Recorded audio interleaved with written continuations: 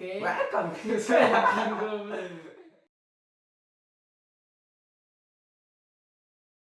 Langsung saja dimulai. Oke, Bung. Siap, Bung.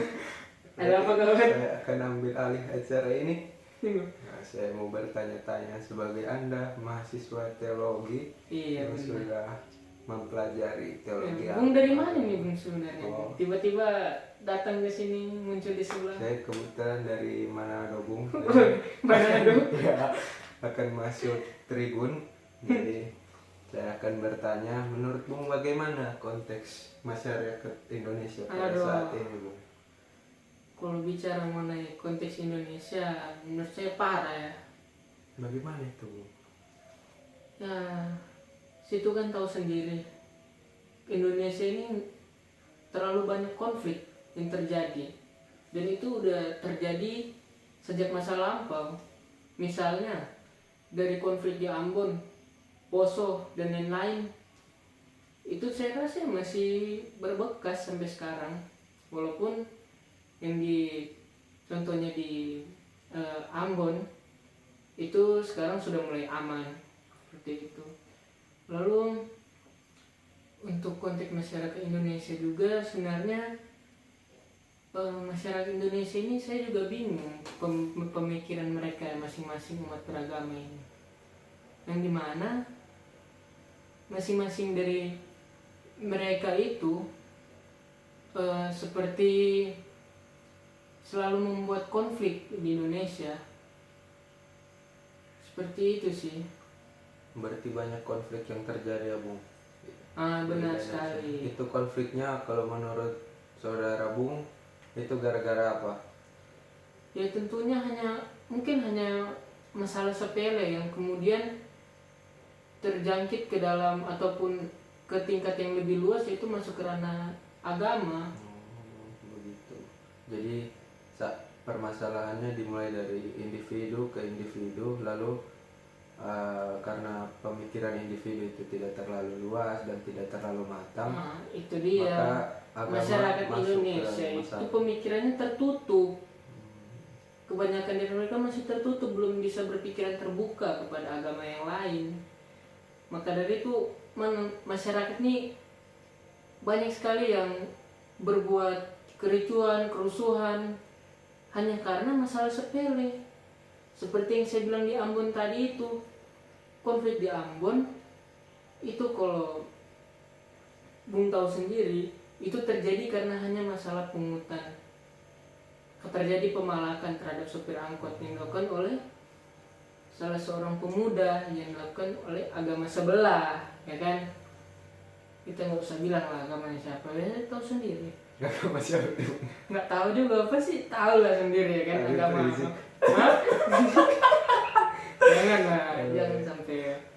Oke, nah kalau sudah Bung ngomong begitu, berarti kalau menurut Bung sendiri untuk menyelesaikan konflik itu atau untuk mereduksi, mengurangi hal-hal seperti itu akan terjadi lagi tuh bagaimana, Bung? Untuk mengatasinya? Kalau menurut saya ya, yang telah saya pelajari juga di mata kuliah teologi agama-agama ya saya rasa masyarakat tentunya harus berdialog satu sama lain. Dengan berdialog itu membuka suatu ruang publik yang dimana mereka bisa saling berdiskusi, di dalamnya itu terdapat bermacam-macam agama. Perbedaan yang ada di Indonesia ini seharusnya harus diselesaikan secara bersama-sama. Jadi tidak hanya satu agama saja yang menyelesaikan konflik-konflik yang terjadi. Kalau hanya satu agama saja, menurut saya itu tidak akan menuntaskan masalah yang terjadi. Nah, lalu dari berdialog itu mereka itu dapat saling bertukar pikiran, saling mengisi kekosongan, kekurangan yang ada di setiap masing-masing agama mereka. Ya ibarat saling membantu sama lain lah untuk mengatasi konflik.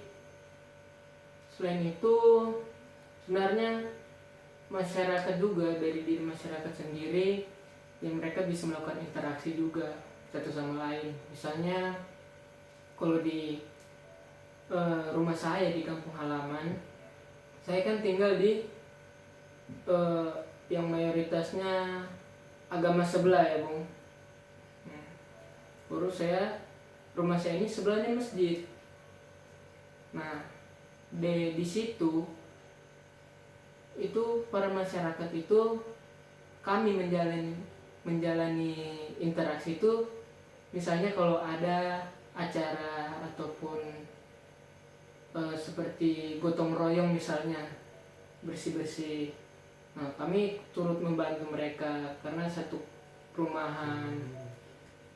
Dari situ kan gotong royong kita bisa jalin komunikasi, saling bercengkrama, dan pembalasan mereka pun kepada saya tentunya dan keluarga juga baik. Misalnya pada saat mereka dalam acara mereka itu yang kurban itu, ya kami keluarga mendapat potongan daging walaupun ya tidak banyak. Kami juga ya saling menghormati di situ. Jadi pada saat mereka sholat Jumat ataupun acara-acara besar lainnya, ya kami tidak membuat keributan misalnya. Dan pada saat saya membuat ada persekutuan di rumah, ya mereka juga tidak bagaimana ya? Mereka bagaimana Bung? Pindah agama? Enggak bos. Mereka itu enggak maksudnya tidak mengkomentari atau tidak tersinggung atau tidak ada rasa-rasa ya gimana gitu, yang tentram aja di sana. Oh jadi gitu. Jadi menurut Bung untuk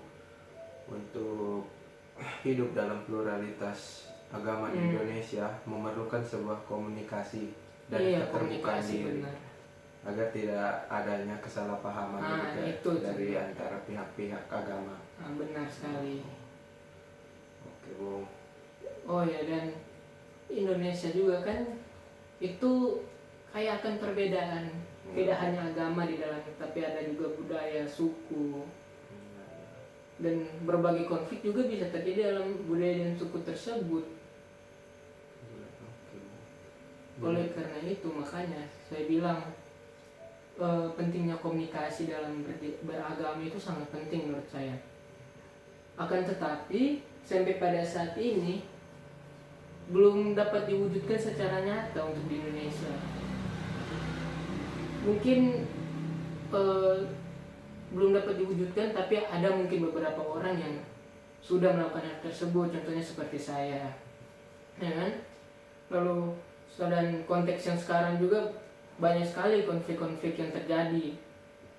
Misalnya ada FPI yang bahkan dari agama mereka sendiri yang di luar pengikutnya itu menolak gitu apa yang dikatakan oleh pemimpinnya. Nah, dari yang komunitas seperti FPI, ISIS, itu kan mereka melakukan ajaran-ajaran yang bertentangan dengan syariat agama. Contohnya ISIS dibilang bunuh diri masuk surga. Itu kan itu hal yang salah. Seharusnya mereka dapat melakukan hal yang lebih baik lagi. Oleh karena itu masyarakat juga harus berpikir kembali, melihat kembali ajaran-ajaran yang diberikan kepada mereka. Mereka harus bagaimana melihat ajaran itu dikelola kembali. Apakah ajaran yang dibilang oleh pemuka agama itu benar adanya dan sesuai dengan kehidupan manusia untuk melakukan kebaikan, karena setiap agama itu mengajarkan kebaikan, ya kan? Lalu Indonesia juga ini itu sebenarnya masyarakat sebenarnya bebas juga untuk menafsirkan teks-teks kitab suci. Nah, mereka bebas untuk menafsirkan teks itu karena takut adanya kesalahan penafsiran seperti itu. Jadi di luar pemuka agama pun atau yang mempunyai kelebihan dalam menafsir mungkin bisa membantu untuk meluruskan apa yang telah tertulis agar tidak terjadi kesalahpahaman dan tidak terjadinya konflik di antara masyarakat. Ya, jadi apa yang harus dilakukan masyarakat Indonesia sebenarnya mereka harus memiliki pemikiran terbuka bahwa Indonesia ini merupakan negara yang kaya akan perbedaan di dalamnya. Pada saat penjajahan pun bukan hanya satu agama saja atau satu budaya saja kok yang ikut berperang, tetapi keseluruhan yang ada di Indonesia saling berjuang bersama-sama untuk mencapai kemerdekaan. Mungkin itu juga yang harus dilakukan, bahwa masyarakat harus menjunjung tinggi yang namanya perbedaan, karena perbedaan yang ada di Indonesia ini merupakan ciri khas tersendiri di luar negara lain. Seharusnya perbedaan yang ada di Indonesia bisa menjadi contoh untuk negara lain supaya dapat hidup berdampingan walaupun berbeda. Seperti itu sih, Bu. Oke, Bung. Jadi kesimpulannya yang saya dapat, perbedaan bukanlah sebuah alasan untuk tidak menjadi satu, tidak menjadi bersama, begitu, Bung. Oke. Super sekali jawaban dari Bung. Sangat banyak informasi yang saya dapat. Begitu ya, Bung. Mantap. Oke, sampai sini saja. Acara bincang-bincang tidak jelas ini akan disiarkan langsung di Nat Geo Wild. Oke. Stay tuned.